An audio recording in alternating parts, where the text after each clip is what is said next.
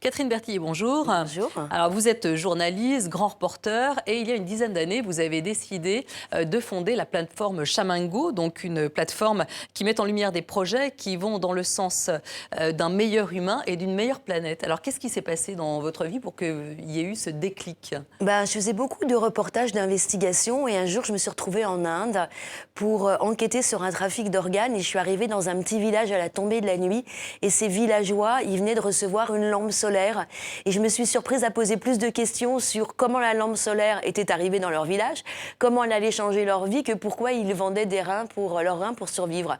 Et c'est comme ça que je me suis dit, je vais utiliser mes compétences professionnelles, non pas pour dénoncer ceux qui détruisent le monde, mais promouvoir ceux qui construisent le monde de demain. Et c'est comme ça qu'est né Chamingo.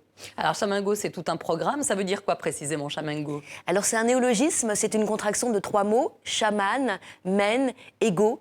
Nous sommes tous des chamans en puissance, des chamango. Il faut retrouver quelque part comme le guérisseur, le chaman traditionnel, qui donc a des pouvoirs qui lui permet de guérir les autres. Eh bien, un chamango, c'est une personne qui peut peut-être guérir le monde qui nous entoure, parce qu'effectivement, on est à la croisée des chemins concernant l'avenir de l'humanité. Alors, vous proposez beaucoup de portraits. Comment fonctionne la plateforme? Alors, c'est un outil magistral, mais le fonctionnement est vraiment multilatéral.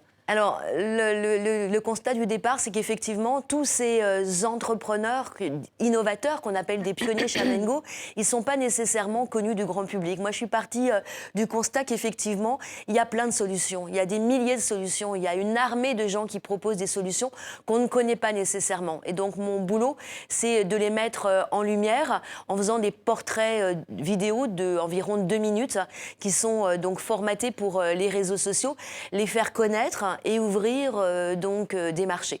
Après, la sélection de ces portraits, je dirais, elle est celle que vous avez quand vous faites un reportage dans une rédaction. Je cherche l'effet waouh. Comment finalement on se dit mais c'est extraordinaire ce qu'il a, ce qu'elle a développé, mais on n'y avait pas pensé et pourtant ça peut résoudre une problématique. Et voilà, c'est comme ça qu'on sillonne, je sillonne la planète. Ah, vous sillonnez la planète, donc en quoi la France est-elle bonne élève dans ce domaine-là? Alors c'est assez incroyable parce que ça fait donc 8 ans que je cherche des pépites d'or qui sont ces pionniers Chamingo. Et ce qui m'a frappée, c'est que partout où je vais, il y a des Français. Je pense que l'ADN des Français est très proche de l'entrepreneuriat social. Les Français, de par leur histoire, aiment faire du business, mais peut-être moins que les Américains, dans une logique effectivement sociale, environnementale. Et je pense qu'on ne met pas assez l'accent dessus, mais il y a vraiment une identité française autour de ces valeurs.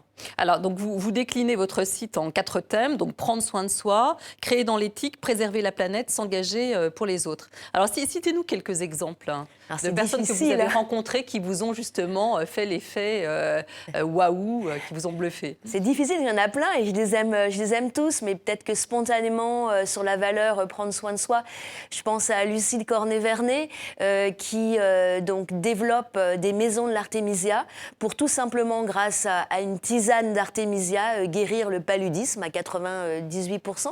Je pense aussi... C'est une maladie endémique tragique, où nous l'avons reçue dans le journal d'ailleurs, cette femme. Eh ben c'est super.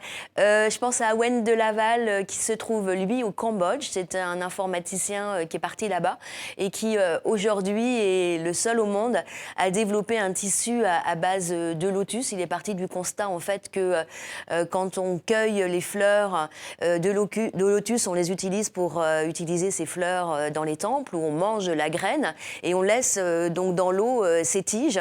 Et quand on casse la tige, on peut trouver un fil très soyeux et lui donc a passé plusieurs années à mettre au point donc un tissu assez extraordinaire, aux propriétés extraordinaires pour aider ces femmes et pour développer aussi un pays. Après, on a vu Laurent Goudet sur la valeur, effectivement, préserver la planète.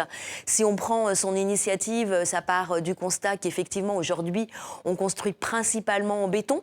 Or, 75% des plages de la planète ont disparu à cause de cette construction. Il y a plein de méthodes alternatives, dont le béton végétal, mais il y a plein d'autres possibilité de construire différemment et de laisser le sable là où il est. Et puis le dernier exemple, je viens de le voir donc dans votre émission, c'est Denis Mukwege sur S'engager pour les autres. J'ai eu la chance d'aller dans sa clinique, en RDC, en République démocratique du Congo. Ce qu'il fait est absolument remarquable. Alors lui, il s'est vraiment engagé pour les autres. Il a fait ses études et il pratiquait en tant que gynécologue en France, à Angers. Et quand il a vu ce qui se passait là-bas, où en fait le viol n'est pas un viol pour violer, c'est en fait un génocide, ni plus ni moins. Et il a vu des choses absolument atroces, comment effectivement on détruisait les femmes, et comment il a consacré sa vie à cette question-là. Alors, peut-être un tout dernier mot sur les villas. Juste un mot pour conclure sur les villas Chamango. Alors, l'idée, c'est que moi, j'ai la chance de voir toutes ces solutions et tous ces entrepreneurs. Et j'ai eu envie de fédérer sous un même toit toutes ces initiatives. Et donc, on va lancer, à partir du printemps prochain, à Bordeaux, qui nous accueille, la construction d'une Villa Chamango, donc qui est une maison école-laboratoire du Nouveau Monde, où on va tester un nouvel art de vivre autour des 4 valeurs que vous avez citées. Merci beaucoup, Catherine Berthillier. Je rappelle que vous êtes la fondatrice et productrice de Chamango, donc une plateforme Internet qui met en lumière des projets qui vont dans le sens d'une meilleure planète et d'un meilleur humain. Merci beaucoup. Merci bien.